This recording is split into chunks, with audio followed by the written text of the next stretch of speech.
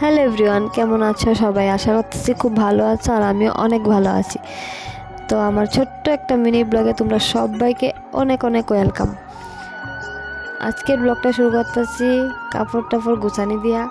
আর কাপড় টাপড় গুছানি তো গুছান লাগবই, যেহেতু বড়াই তো গুছাইতে হইবই।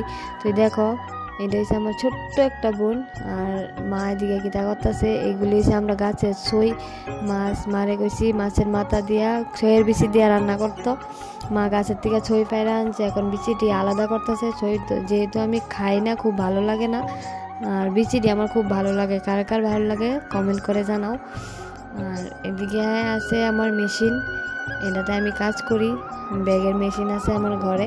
আর এই দেওয়া আমার মেশিনের জায়গায় বয়ার জায়গার মধ্যে বইয়া রয়েছে আমার কাকাতো বোন, তাই একদম জুম করে দেখাই দিছি। তারপরে আমি মেশিনে বইছি না, যেহেতু রেডি করে রেখে স্নান টান কইরা একদম ফ্রেশ হইয়া পূজা টুজা দেওয়া লাইতাছি।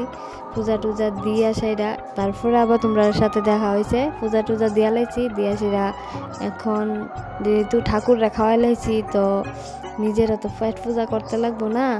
তারপরে দেখো বয়া গেলাম গা ভাত খাইতে।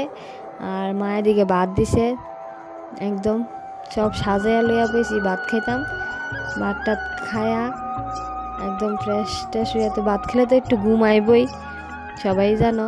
এদিকে আছে মাছ তরকারি, তো ভাত টাত খায়া সব কিছু কইরা একটু ঘুমাইতে গেছি গা বিছনাথ গিয়া দিই তো এত রোদ, বিছনাথ উডনের মতন না। তো জানলাটা লাগাই লাইলাম, লাগাই একটু শুয়ে গেলাম গা, শুয়ে সেরা একটু রেস্ট। তো আজকের মতো ব্লগটা এই পর্যন্তই। ব্লগটা ভালো লাগলে লাইক কমেন্ট এবং শেয়ার করে দিও।